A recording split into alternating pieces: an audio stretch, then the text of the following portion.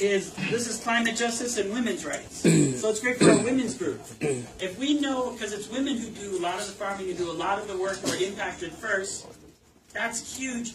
There's always money for women's rights and to help women. And that'd be much stronger than having Vietnamese NGOs show up to CEDAW. We could be there. The good news, though, is Vietnam's not smart. I was worried about being there as a white male for CEDAW in Vietnam, so I was very behind the scenes, so T can tell you. I wasn't in there, I was on video things and not in the room until I had to be. But Vietnam wasn't thinking. They brought all men to CEDAW. Like, that's just beyond not thinking. They showed up to a CEDAW session not bringing women. And then we're like, why are you asking us tough questions? Well, CEDAW has 23 members. How many do you think are women? What do you guys think? CEDAW has 23 members. How many are women? 21. 10. 10. 21. 21. 5. Right? I mean, people are thinking, like, there's 22 women. So they're not smart. You did really good. No, I hope the Seahawks win. You get a point for that. And so, if you look at that, though, Vietnam doesn't do their homework. They showed up to CEDAW and didn't even bring women. In the future, they're going to be smart. They're going to dress up a Khmer-Krom person and say to CERD, here's Khmer-Krom people. That's going to happen in the future, because that's the only way they can go.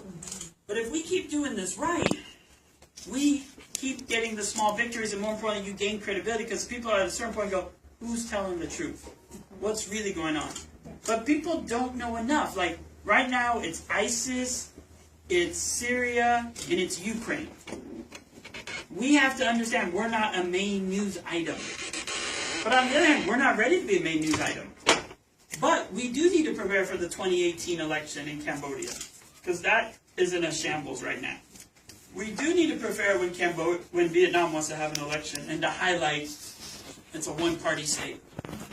If you look at the new SDGs, they can't continue to run the government like they want to under the SDGs. And they love being the Millennium Development Goal champions because we weren't organized. Politely, from 2000 to 2015, we weren't there. And the system was easy. For MDGs, you show up and say, I just eliminated poverty. And everybody would go, he eliminated poverty. There was no accountability. But I just went to Berlin this year, and they asked me to help design what the mechanism should look like. So the UPR that we've done a couple times, there will be something like the UPR for the SDGs. That means in 5 years, Vietnam's going to have to say, this is what we've done with SDGs. And if we do our job starting today, we will be able to say no. In fact, in this town, it's worse. In this town, it's better. In this one, this needs to be done. And then you're playing at a whole new level, which is where we belong. So I'll just say that. And here's one, an Asia report on climate change and indigenous people. So we just have to make sure you're included in that. And by showing up to the meeting, that's, 90%. So we're getting there. So that was 2 great questions. Thank you.